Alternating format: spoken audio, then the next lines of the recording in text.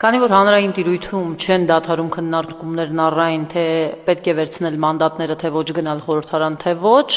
ուզում եմ մի քանի թեզերի անդրադառնալ, որոնք այս օրերին քննարկվում են։ Միանգամից ասեմ, որ ընդդիմությունը լավ լուծում չունի, ընդդիմությունը իսկապես բարդ վիճակում է գտնվում եւ ցանկացած որոշման դեպքում էլ միևնույն է վճարելու է բավականին բարձր քաղաքական գին։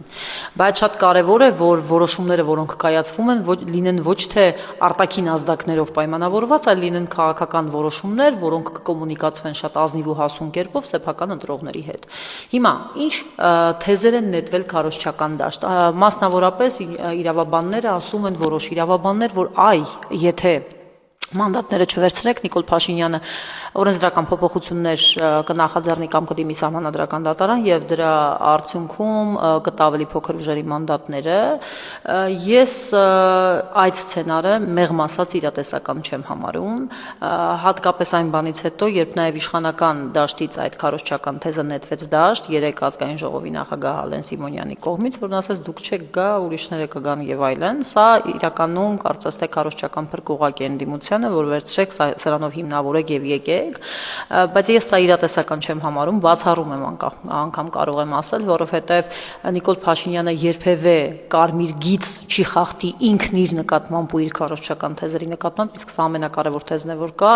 ընտրությունների արդարության ու լեգիտիմության թեզը, որովհետեւ այս սցենարի դեպքում կնշանակի օրենքով կամ սահմանադրական դատարանի որոշմամբ կեղծել կամ նկարել ընտրությունների պատկերը, աղճատել ամբողջությամբ խեղաթյուրել ընտրողների կամքը եւ սա այնպիսի ստվեր կնետի, այնպես կաղճատի ամբողջ լեգիտիմության պատկերը, որ այլևս հնարավոր չի լինի անգամ խոսել, թե այդ խորհրդարանական ընտրությունների ժամանակ ով ինչ քվե է ստացել, ինչքան մանդատ եւ այլն, ինչպես է ամբողջը բաշխվել։ Հետեւաբար ես սա իրատեսական չեմ համարում, ավելի իրատեսական կհամարեի գոնե քննարկեինք ուրիշ բան, եթե մի հրաշքով ընդդիմությունը չվերցներ մանդատները բոլորը բացառքայտնեին, ապա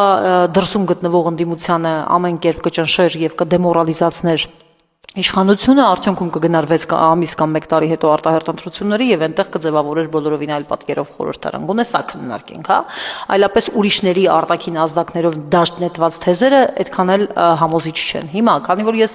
ենթադրում եմ, որ ավելի հակված են վերցնելու մանդատները, այստեղ մի կարևոր բան եմ ուզում քննարկել։ Նայեք, երբ որ ընտրությունների համատարած ընտրակեղծիքների մասին խոսվում է, երբ որ օրինակ ուժեղ Հայաստան դաշինքի դե յուրե անդամ ապրելու երկիր կուսակցությունը ասում է, որ կառավարության ձևավորումը չեն համարում լեգիտիմ եւ այլն, այսպիսի խոսույթ եթե գեներացվում է, ես չեմ ասում դա այդպես է թե ոչ, երբ որ այսպիսի խոսույթ է գեներացվում, ապա քննարկել առհասարակ մանդատ վերցնելու հարցը այդպիսի համատարած ընտրակեղծիքների դեպքում մեղմ ասած տրամաբանական չի։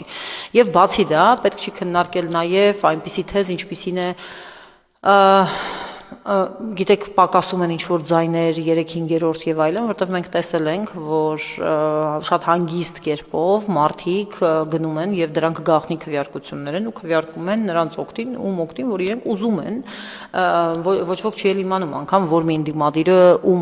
ձայն տվեց եւ անլուրջ եմ համարում